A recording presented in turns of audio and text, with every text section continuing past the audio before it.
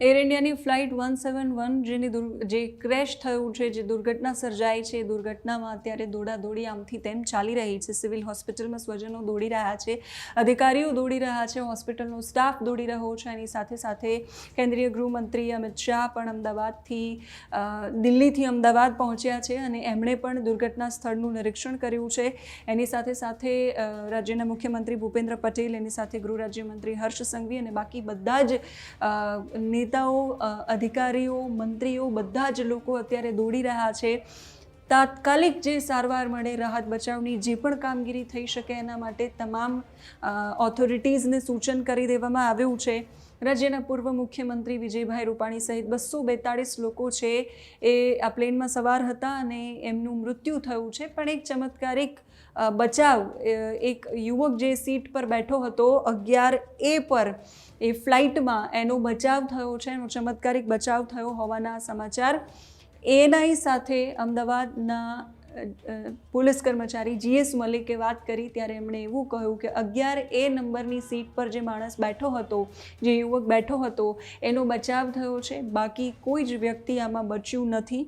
સંભાવનાઓ પણ નહિવત છે. પરિજનો DNA આપવા માટે લાઈનો લગાવીને સિવિલની બહાર ઊભા છે. બધાની વચ્ચે આ એક ચમત્કારિક બચાવ છે. મોટો ચમત્કાર કહી શકાય કે 242 લોકો હતા, એમાંથી માત્ર આ એક જ વ્યક્તિ 40 વર્ષીય યુવક છે જેનો આ બાદ બચાવ થયો છે. મૂળ દીવનો એ યુવક છે.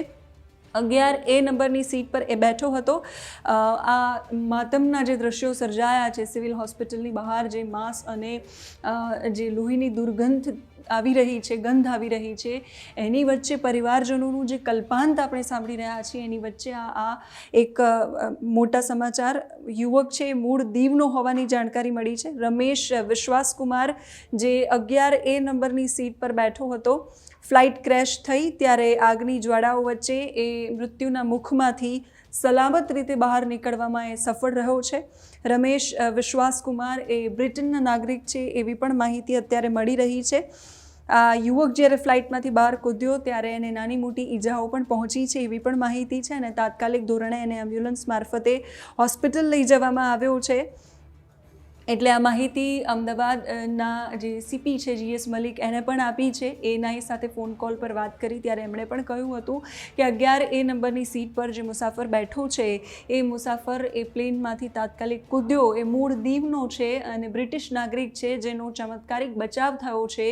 બાકી જે 241 લોકો છે, એમના પરિજનો છે, એ કલ્પાંત અને એ પીડા અનુભવી રહ્યા છે. જે દુર્ઘટના અત્યારે સર્જાઈ છે, અત્યંત ભયાનક અને ભયંકર દુર્ઘટના જે સર્જાઈ છે, એના દ્રશ્યો છે એ વર્ણવી શકાય એવા નથી, બતાવી શકાય એવા પણ નથી. એ રીતે હાથ પગ અને ધડ માથાથી અલગ થયેલા મૃતદેહો મળ્યા છે, જેમાં 3 દિવસ પછી DNA રિપોર્ટ સામે આવશે ત્યારે પરિજન એ પોતાના પરિજનને લઈ જઈ શકશે અને અંતિમ ક્રિયા છે એની કરી શકશે. વિધિ વિધાનથી એ ક્રિયાઓ બધી થશે, પણ ત્યાં સુધી તો હોસ્પિટલની બહારથી રડવાના, રુદનના, કલ્પાંતના, કરુણાના દ્રશ્યો છે એ સામે આવી રહ્યા છે.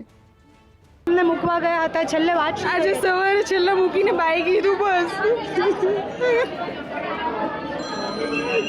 એને મને ફોનમાં ફ્લાઇટમાંથી વિડીયો કોલ કર્યો. ફ્લાઇટ કેટલી મોટી છે એવું બી બતાવ્યું મને.